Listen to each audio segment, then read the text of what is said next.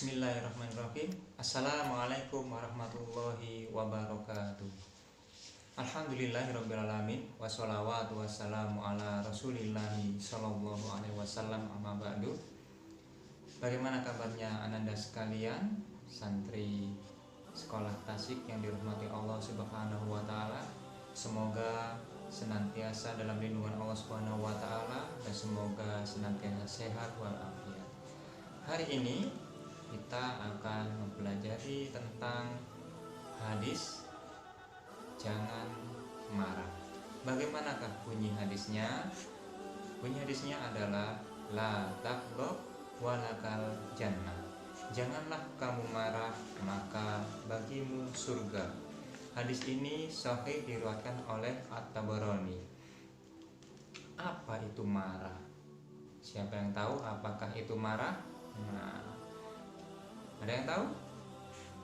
Marah itu adalah gejolak yang ada di dada atau di jantung kita atau di hati kita, hingga kita merasa ingin balas dendam, kita ingin melampiaskan kepada sesuatu, ya, seperti itulah marah, ya.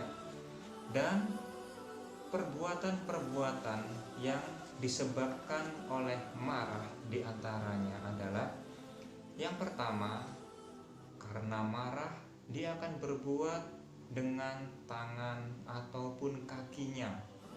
Dia bisa melempar, dia memukul, dia bisa membunuh, dia bisa menyakitin orang, dia bisa mendang, dan lain sebagainya.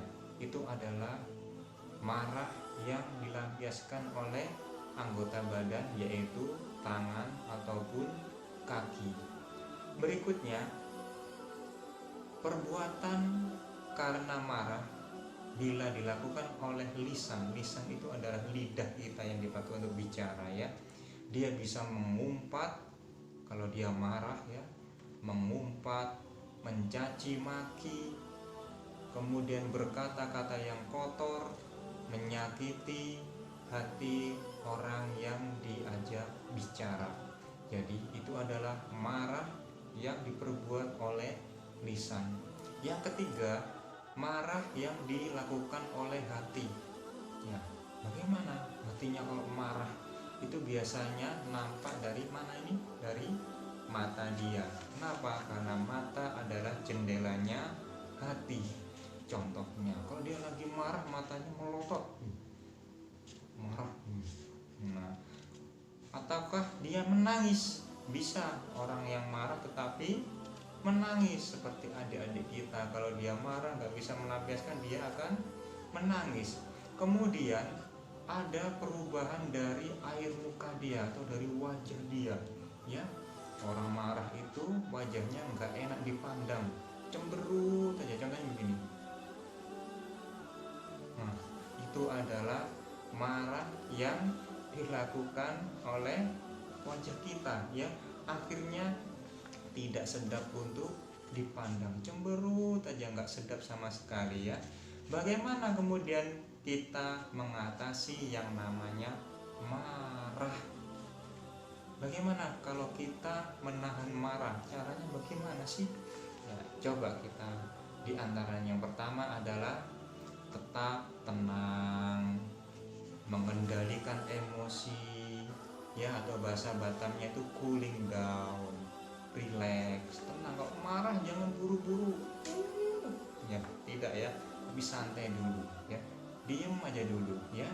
Yang kedua adalah diam, menjaga lisan, ya, jangan sampai langsung bicara yang kotor atau mengumpat. Diam dulu, ya, diam dulu dengan menjaga lisan, ya. Karena orang yang ketika marah dia bisa mengendalikan lidahnya, maka dia termasuk orang yang kuat daripada para pegulat, para petarung, ya.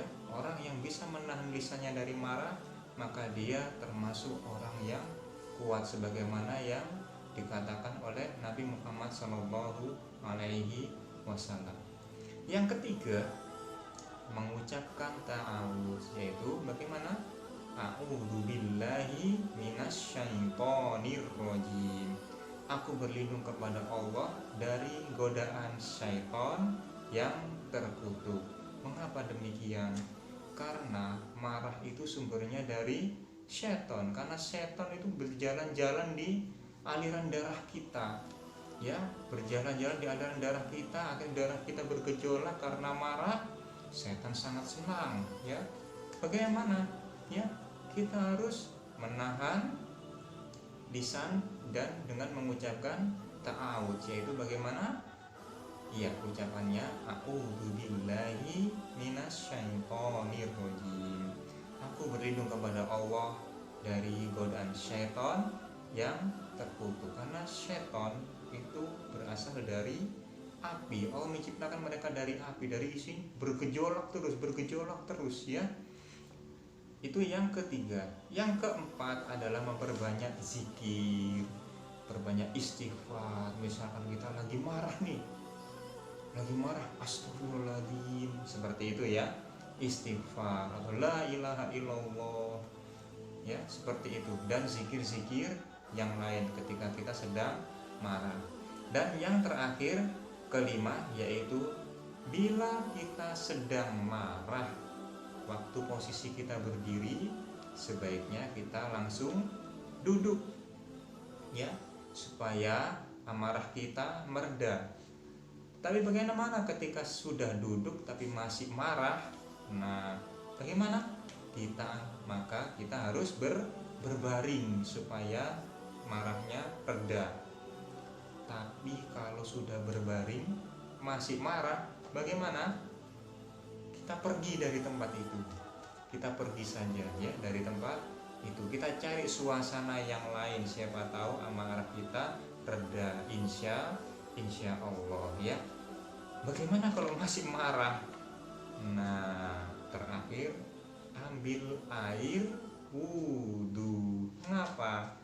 Karena amarah itu dari syaitan itu dari api, dan api bisa padam dengan apa? Air, ya.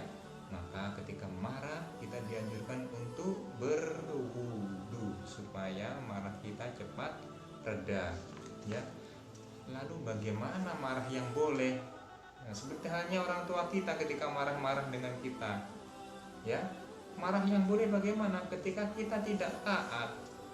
Ketika kita tidak taat kepada orang tua kita, apalagi tidak taat dalam urusan agama. Contoh, kita tidak mau sholat atau malas-malasan sholat, waktu subuh dibangunkan tidak segera bangun, ayah kita, mama kita marah, nah itu sudah harus, ya, itu wajib, ya.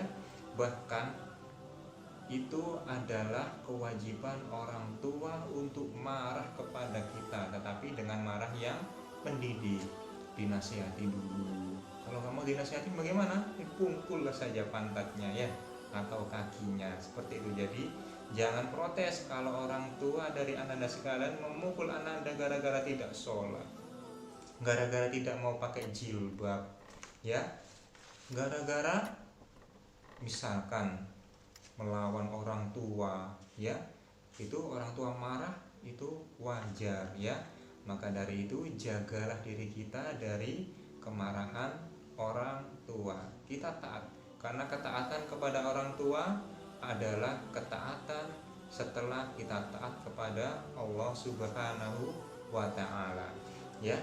Itu adalah contoh marah yang boleh. Bagaimana dengan contoh marah yang boleh yang lain? Contohnya, bila Allah Subhanahu wa ta'ala dihina, bila agama Islam dihina, bila Nabi Muhammad SAW dihina, maka kita juga harus marah, ya, kita harus marah. Itu sebagai keimanan kita, tetapi dengan kemarahan yang diperbolehkan oleh agama Islam, tidak kemarahan yang tidak terarah, kemarahan yang membabi buta, seperti itu, ya. Berikutnya, balasan bagi orang yang mampu menahan marah. Seperti apa balasannya? Balasannya enak, ya.